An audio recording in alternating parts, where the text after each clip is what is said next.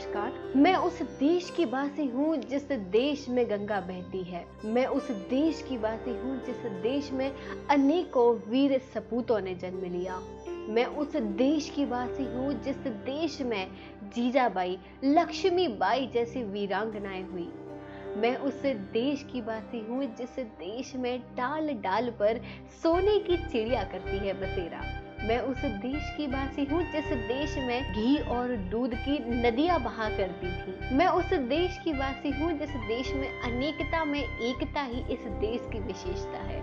तो साथियों, सर्वप्रथम नमन करती हूँ उन वीर शहीदों को जिनकी चिता जलकर हमें आजादी प्राप्त हुई। साथ ही नमन करती हूँ भारत की बॉर्डर पर तैनात उन वीर जवानों को जिनकी वजह से आज हम सुरक्षित हैं। यूं ना समझो देश को स्वाधीनता यूं ही मिली है। यूं ना समझो देश को स्वाधीनता यूं ही मिली है। हर कली इस बाग की कुछ खून पीकर ही खिली है। हर कली इस बाग की कुछ खून पीकर ही खिली है।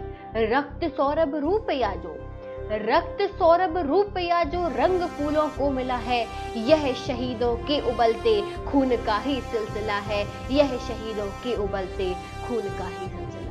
15 अगस्त को हम स्वतंत्रता दिवस के रूप में क्यों मनाते हैं, इसका छोटा सा इतिहास जान लेते हैं। भारत लगभग 200 साल गुलाम रहा है। वह कैसे गुलाम हुआ, इसके बारे में संक्षिप्त में बात करेंगे। सन 1608 एक हेक्टर जहाज ब्रिटिश से भारत रवाना हुआ जिसके कैप्टन थे हॉकिंस। जहाज सबसे पहले सूरत बंदरगाह आकर रुका।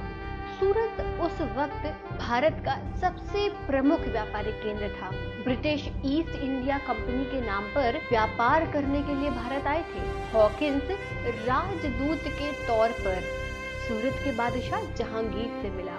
जहांगीर ने भारतीय परंपरा के अनुसार उसका विशेष स्वागत किया और सम्मानित भी किया। ईस्ट इंडिया कंपनी ने व्यापार के बहाने लगभग सभी देश को लूटा था, लेकिन भारत से जितना पैसा कमाया उतना किसी देश में नहीं कमाया था। उन्होंने देखा सूरत उस समय का सबसे धनवान प्रदेश था, क्योंकि वहां से एक्सपोर्ट इंपोर्ट के जरिए काफी मुनाफा होता था। अंग्रेजों को भारत से कपड़ा, स्टील और मसालों के बदले उनकी वजन का सोना मिलता था। उस समय सूरत में हर घर में सोने के भंडार थे और इतना सोना था कि सोना उन्हें तौल कर रखना पड़ता था। क्योंकि अंग्रेजों के आने से पहले पुर्तगाली भारत आ चुके थे, साथ ही वे जहांगीर को इम्प्रेस भी कर चुके थे। इसलिए हॉकिंस के सामने एक बड़ी चुनौती थी कि उन्हें रास्ते से कैसे हटाया जाए। उसने जहांगीर को धीरे धीरे पुर्तगालीज के खिलाफ भड़काना चालू कर दिया और जहांगीर का विश्वास भी जीत लिया। इतना ही नहीं, उसने जहांगीर से कुछ विशेष अधिकार भी ले लिए और पुर्तगालीज का जहाज डुबाना और उन्हें लूटना चालू कर दिया, क्योंकि वह चाहता था कि पुर्तगालीज भारत छोड़कर चले जाएं और वह अकेला ही भारत में व्यापार करे।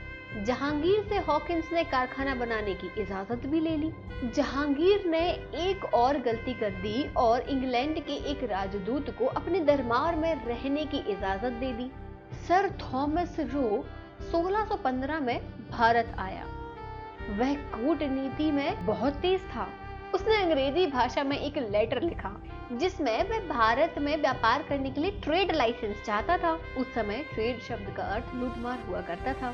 जहांगीर को अंग्रेजी नहीं आती थी, इसलिए उसने अपने दरबारी से वह पत्र पढ़वाया और विश्वास करके उस पर साइन कर दिया। अब अंग्रेजों को लूटपाट करने की छूट मिल गई और वो खूब लूटमार करने लगे। भारत की भोली भाली जनता उनकी योजनाओं को नहीं समझ पाती थी।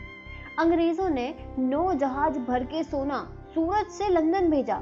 इस प्रकार सोने की चिड़िया कहलाने वाली भारत को लूटना शुरू कर दिया। उन्होंने एक के बाद एक कारखाने खोले और ईस्ट इंडिया कंपनी मुनाफे में व्यापार करती रही। व्यापार के साथ साथ सब अंग्रेजों ने भारत पर शासन करना चाहा, लेकिन वे इसमें सफल नहीं रहे। लेकिन एक गद्दार की वजह से अंग्रेजों को मौका मिल गया। पुराने समय में बंगाल बहुत बड़ा राज्य था जिसके राजा का नाम सिराजुद्दौला था। सिराजुद्दौला का एक सेनापति था जिसका नाम था मीर जफर। रॉबर्ट ने मीर जफर को धन और सत्ता का लालच देकर अपनी ओर कर लिया। प्लासी का युद्ध हुआ तब मीर जफर ने अपनी सेना को बिना लड़े समर्पण करने को कहा और वह अंग्रेजों की जीत हुई। सेना के सभी लोगों की और सिराजुद्दौला की हत्या करवा दी गई और मीर जफर को सत्ता मिल गई। और मीर जफर की गद्दारी के कारण ईस्ट इंडिया कंपनी सत्ता में आ गई और हम गुलाम बन गए। इस तरह फूट डालो और शासन करो की नीति अपनाकर पूरे भारत पर कब्जा कर कर गुलाम बना लिया और शासन करने लगे। उनके अत्याचारों से तंग आकर भारतीयों ने उनके खिलाफ कई आंदोलन किए। हमारे वीर सपूतों को फांसी के फंदे पर लटका दिया गया। भगत सिंह और चंद्रशेखर आजाद जैसे लोग हंसते हंसते फांसी के फंदे पर झूल गए। 200 साल तक शासन करने के बाद अंततः अंग्रेज भारत छोड़ने के लिए मजबूर हो गए और इस प्रकार हमें आजादी मिल गई और 15 अगस्त 1947 को हमारा देश आजाद हो गया। और इसीलिए हम 15 अगस्त को स्वतंत्रता दिवस के रूप में मनाते हैं। तो आप सभी को स्वतंत्रता दिवस की बहुत बहुत बधाई। अगर आपको ये वीडियो पसंद आता है तो इसे आप शेयर करिए, लाइक करिए और चैनल को सब्सक्राइब भी करिएगा। जय हिंद, जय भारत।